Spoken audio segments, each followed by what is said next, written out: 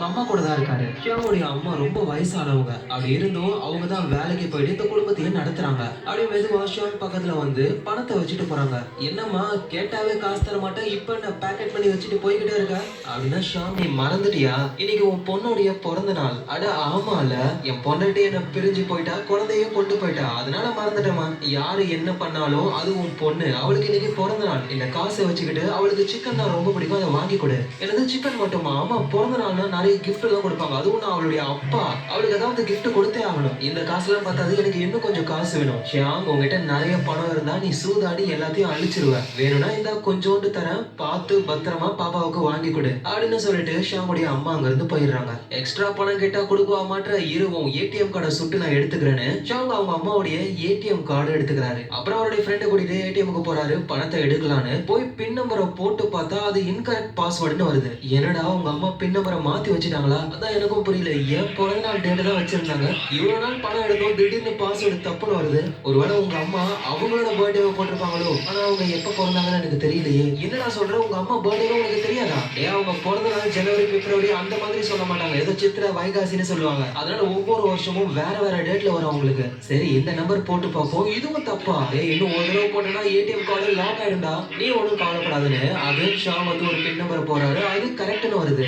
எப்படிதான் நான் இன்னைக்கு டேட் போட்டேன், ஏன்னா இன்னைக்கு என் பொண்ணோட பிறந்த நாள், எங்க அம்மாவுக்கு என்னை விட என் பொண்ணு தான் பிடிக்கும் போல, இது பாத்துக்கலாம். சரி வா, அந்த பணத்தை வச்சு ரேஸ் ஆடி ஜெயிக்கலாம் அப்படின்னு ஷாம் எல்லா பணத்தையும் ஹார்ஸ் ரேஸ்லயே செலவு பண்றாரு. ஏன்னா இவரு ஒரு சூதாட்டக்காரரு, ஒரு ரூபாய் கூட இவர் கையில நிக்காது, எல்லாத்தையுமே சூதாடி அழிச்சிருவாரு. அதே மாதிரிதான் அவர் வெட்கற்ற ஹார்ஸ் எல்லாமே தோத்து போகுது, செம கடுப்பாகிறாரு. அவரோட பொண்ணுக்கு சிக்கன் வாங்கி தரணும்னு அம்மா கொடுத்த அந்த காசு எல்லாத்தையுமே அடுத்த ரேஸ்ல வெட்கட்டலான்னு லைன்ல நிக்கிறாரு. எந்த ஹார்ஸ் அவர் சூஸ் பண்ணும்? பின்னாடி இருந்து யோ சீக்கிரமா ஏதாவது சூஸ் பண்ணையா, தயவு செஞ்சு வாய மூடுங்கடா எல்லாரும், நான் கான்சென்ட்ரேட் பண்ணணும், இல்லைன்னா என் பொண்ணோட பர்த்டே ஸ்பாயில் ஆயிடும், வாய மூடுங்க அப்படின்னு ஹார்ஸ் நம்பர் 6, 8 பெட் கட்டிடுறாரு. மொத்தமா தோத்துட்டா இவர் கையில 10 பைசா கூட இருக்காது. ஆனா அந்த ரேஸ்ல இவர் பெட் கட்டின 6 வந்து ஃபர்ஸ்ட் பிளேஸ்லயும் 8 வந்து செகண்ட் பிளேஸ்லயும் வந்துருது. இதனால இவருக்கு நிறைய பணம் கிடைக்கும். மாறா நம்ம ஜெயிச்சிட்டோன்னு அவ்வளவு ஜாலியா ஒரு ஃப்ரெண்டு கூட என்ஜாய் பண்றாரு. எல்லாத்துக்கும் காரணம் என் பொண்ணு தான். என்னடா சொல்ற? ஏன்னா இன்னைக்கு ஜூன் 8ல அவளோட பர்த்டே. ஜூன் மாசம்னா 6, 8ஆம் தேதி 8, 6, 8 மேல பெட் கட்டின நான் ஜெயிச்சிட்டேன், நான் ஜாக் பாட்டுன்னு கத்துறாரு.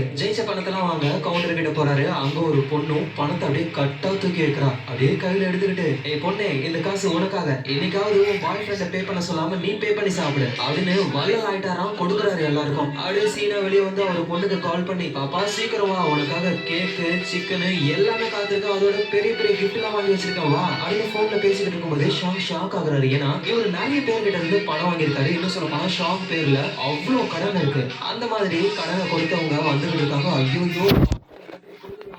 வேகமா உள்ள ஓடுறாரு. அது ஓடி போகும்போது ஒரு பொண்ணு மேல இடிச்சு ஒரு கீழே விழுந்துடுறாரு. அந்த பொண்ணு கீழே விழுந்துடுறா. ஐயோ சாரிங்க சாரிங்க, கீழே விழுந்த பொருளை கொடுத்துட்டு திரும்பவும் ஓடுறாரு. ஆனா பின்னாடி வந்தவங்க அவங்க பிடிச்சிடுறாங்க. ஏன்னா இவங்களை பார்த்து பயந்து ஓடுற, அப்ப நிறைய பணம் வச்சிருக்க போறீங்க? ஆமா ஆமா என்கிட்ட இருக்கு, வேணும்னா எடுத்துக்கோங்க, மிச்ச காசை நான் அப்புறம் தரேன், இந்த பேக்கெட்டுக்குள்ளதான் வச்சேன் அப்படின்னு தேடி பார்த்தா அதுல பணமே காணும். அதோட பேக்கெட்டே கிழிஞ்சு போயிருக்கு. என்னடா அதிசயம்னு யோசிக்கும் போதுதான் ஓடி வரும்பொழுது ஒரு பொண்ணு மேல இடிச்சார்ல, அந்த பொண்ணு சரியான பிக் பேக்கெட் காரி, அழகா பிளேடு போட்டு பணத்தை ஆட்டைய போட்டா.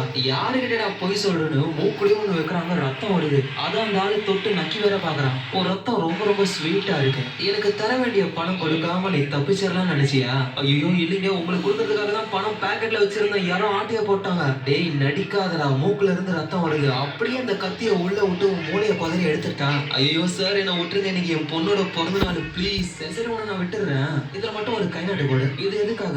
எதுக்கு நான் கேட்கறேன், அடுத்த மாசம் வரைக்கும் தான் உனக்கு டைம். அதுக்குள்ள என்னோட பணத்தை என்கிட்ட கொடுக்கலன்னா உன்னோட ஒரு கிட்னிய நாங்க எடுத்துருவோம், அதுக்கு அடுத்த மாசம் ஒரு கண்ணு, இப்படின்னு உடம்புல இருந்து ஒவ்வொரு பார்ட்டா நாங்க எடுத்துக்கிட்டே இருப்போம். இதுக்கெல்லாம் நான் முழு மனசா சம்மதிக்கிறேன் அப்படின்னு நீ கை நாட்டு போடணும். அதான் ஒரு மாசம் டைம் இருக்கேன், அதுக்குள்ள கண்டிப்பா நான் பணத்தை கொடுத்துருவேன். ஆமா இங்கு எங்க கை நாட்டு போடுறதுக்கு? ஓ இங்கு வேணுமானு திரும்பவும் மூக்குல ஒரு குத்து குத்துறாங்க, ரத்தம் வருது. மூக்குல இருந்து ஒழுகுதுல, அதான் இங்கு. அது ஒரு நேச்சுரல் இங்கு. எடுத்து வைடா.